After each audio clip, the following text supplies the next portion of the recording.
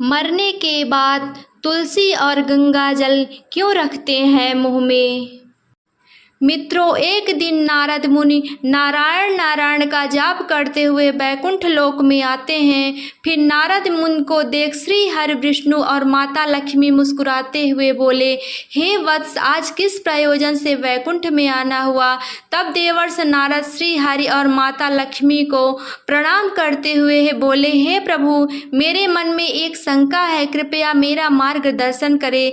तब श्री हरि बोले, हे नारद, क्या है तुम्हारा शंका, कृपया बताओ तो तुम्हारे शंका का निवारण करके हमें प्रसन्नता होगी। तब नारद मुनि कहते हैं, हे प्रभु, जब कोई मनुष्य मृत्यु के बाद तुलसी पत्र का जल अपने मुख में पाता है तथा रोज तुलसी में जल देने से क्या होता है तथा उस मनुष्य को कौन से फल की प्राप्ति होती है। तब श्री हरि कहते हैं, हे नारद, तुमने जो प्रश्न पूछा है वह समस्त मानव जात के कल्याण हेतु अत्यंत उपयुक्त है। जो भी मनुष्य तुलसी पत्र का जल पाता है वह सौभाग्यशाली होता है। उस व्यक्ति के सारे पाप भी माफ हो जाते हैं और उसे मुक्ति मिल जाती है। फिर मित्रों, आगे श्री हरि कहते हैं कि हे मुनि, तुलसी पत्र के संबंधित में मैं आपको पवित्र कथा सुनाता हूँ, आप इसे ध्यान से सुने। तब देवर्षि नारद कहते हैं, हे प्रभु, मैं इस कथा को पूरे ध्यान से सुनूंगा और लोक कल्याण हेतु इस कथा का प्रसार भी करूंगा। मित्रों, कथा आरंभ करते हुए श्री हरि कहते हैं, हे नारद, गंगा तट के किनारे एक भील परिवार रहता था जिसमें 7 भाई अपनी बहन के साथ रहते थे। उनके माता पिता किसी बीमारी के कारण गुजर गए।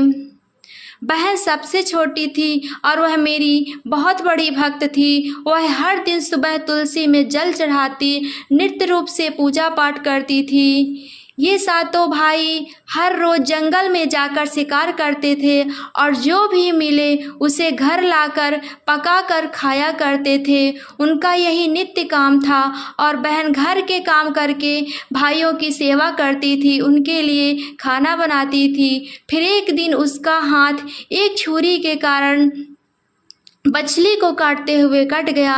फिर उसके हाथ से खून बहने लगा तो उसने जब उस रक्त को दीवार में पोंछना चाहा तो सोचा कि भाइयों को इस बात का पता लगने पर उन्हें बुरा लगेगा। अगर कपड़े में पोंछ लूँगी तो वह भी उनको नज़र से नहीं बच सकता। इसलिए उसने रक्त को मछली की सब्जी में ही मिला दिया और जब रात को भाइयों ने सब्जी को खा लिया तो वे उंगलियां चाटते रह गए। उन्होंने वह खाना बहुत पसंद आया। फिर सबसे बड़े भाई ने बहन से पूछा कि आज खाने में क्या मिलाया जो इतना स्वादिष्ट बन गया है। तो उसने कुछ भी नहीं बताया, किंतु सारे भाइयों के बार बार आग्रह करने के बावजूद भी उसने नहीं बताया। फिर अगले दिन खाने का स्वाद पुराने जैसा ही था, इसलिए बड़े भाई ने बहन को कसम दिलाई कि उस खाने में क्या मिलाया था। तब बहन ने अपने हाथ के रक्त के बारे में उसे बता दिया। फिर मित्रों, श्री हरि कहते हैं, हे नारद, बड़े भाई के कुटिल दिमाग में एक बुरा ख्याल आया कि क्यों न हम अपनी बहन को ही मार कर खा जाएं, क्योंकि उसके रक्त की चंद बूंदें ही इतनी स्वादिष्ट थीं, तो फिर उसका मांस कितना स्वादिष्ट और मुलायम होगा। फिर अगले दिन बड़ा भाई अपनी वह कुटिल योजना सारे भाइयों को बताता है और सबसे छोटे भाई को छोड़ सारे भाई राजी भी हो जाते हैं। तब बड़ा भाई अपनी बहन की हत्या करने की साजिश बना लेता है। मित्रों, फिर श्री हरि कहते हैं, हे नारद, दूसरे दिन वे सभी बहन की शादी कराने हैं दूसरे गांव चलने के लिए मना लेते हैं। फिर वे सभी अपनी बहन के साथ रास्ते की एक छोटी गुफा में ले जाकर उसे बांध देते हैं और उस पर बाणों से वार करना शुरू कर देते हैं। तभी उस स्त्री ने मन ही मन ईश्वर की प्रार्थना करते हुए कहा कि हे प्रभु, अब आप ही मेरी रक्षा करें। तब एक चमत्कार हो जाता है। सबसे बड़ा भाई बाण तो चलाता है लेकिन वह निशाना चूक जाता है, उसका निशाना बार बार चूक जाता है। फिर दूसरे भाई भी एक एक करके बाण चलाते हैं, फिर भी सभी का निशाना चूक जाता है। अंत में सबसे छोटे भाई को बाढ़ चलाने को कहते हैं, किंतु वह मना कर देता है। तब सभी भाई उसे ही जान से मारने की धमकी देते हैं। तो बहन स्वयं मुझसे विनती करती हुई बोली, हे प्रभु, अब आप मेरे छोटे भाई की रक्षा करें और मेरे प्राण ले। ऐसा कहते ही सबसे छोटे भाई का बाण बिना निशाने की ही बहन के सीने को भेद जाता है।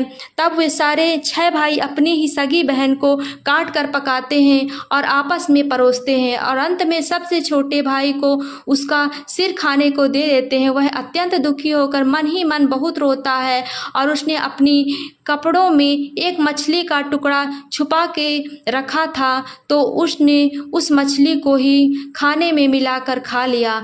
खाते समय उसने अपने पात्र के नीचे एक छोटा सा गड्ढा खोदकर उसमें अपनी बहन के सिर और हाथ पैर के टुकड़े डाल दिए। फिर वे सब वहाँ से चले जाते हैं। फिर श्री हरि कहते हैं कि हे नारद, दूसरे दिन छोटा भाई उस जगह पर आकर एक बांस का पेड़ अपनी बहन की याद में लगा देता है और उसे रोजाना पानी देता था। इसी तरह कुछ दिन बीत जाने के बाद एक साधु उस बांस के पास मल मूत्र त्यागने हेतु जाते हैं, तो वहाँ से आवाज़ आती है, हे साधु महाराज, आप इस जगह मल त्याग न करें। तब साधु आश्चर्य में एक बांस के टुकड़े को काटकर अपने साथ रखते हैं और उसकी एक बांसुरी बना लेते हैं। जब भी वह साधु बांसुरी बजाता तो उसमें एक स्त्री की सुंदर गाती हुई आवाज़ आती थी। वह तपस्वी उस बांसुरी को बजाते हुए जीवन यापन करने लगा।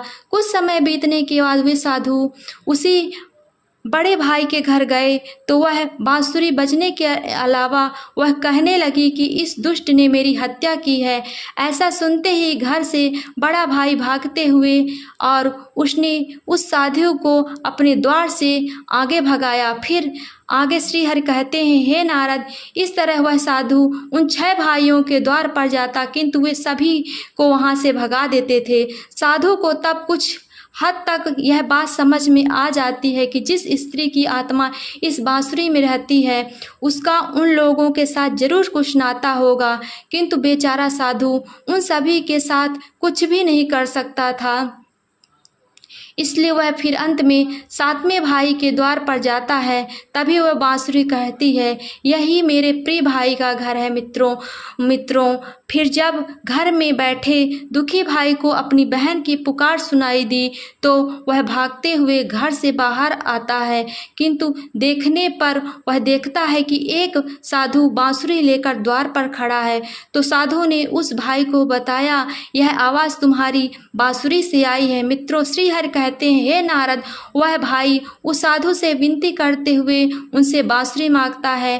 तब वह साधु उस बांसुरी को 7वें भाई को देता है और वह वहाँ से चला जाता है। फिर वह भाई भी अपनी बहन की आवाज़ वाली बांसुरी बजाता है, तो वह उसे कहती है, हे भाई, मुझे पता है कि तुम मुझसे बहुत प्रेम करते हो, किंतु मेरी मुक्ति के लिए तुम हर दिन घर की तुलसी में जल चढ़ाओ, तब भगवान श्री हरि की पूजा पाठ और नित्य सेवा करो। अपनी बहन की आत्मा की बातों को मानकर वह भाई नृत्य रूप से तुलसी में जल देता, घर में पूजा पाठ करता। फिर श्री हरि कहते हैं, हे मुनि, मैं उस भाई की पूजा पाठ और उस मरी हुई बहन की आत्मा के प्रति प्रेम से भावुक हो गया। फिर एक दिन जब वह भाई तुलसी को जल देते हुए मन ही मन मेरा नाम का जप करता था, तब स्वयं मैं उसी तुलसी के पौधे से उस गरीब भाई के घर में प्रकट हुआ।